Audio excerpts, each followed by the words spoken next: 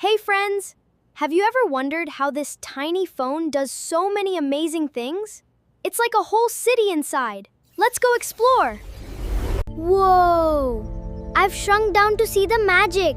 Look at all these paths. They are like tiny roads for electricity to travel on. This big chip is the CPU. It is the phone's brain. It thinks super fast, making sure your games and videos play. Think, brain, think! And look here! These are the memory chips. They're like a giant library that stores all your photos, songs, and high scores. Check out the battery! It's the power station of the phone. It sends energy to everything, so the phone stays awake and ready to play. It's made of millions of tiny lights called pixels. They glow in different colors to make the pictures we see. It captures light to freeze a moment in time.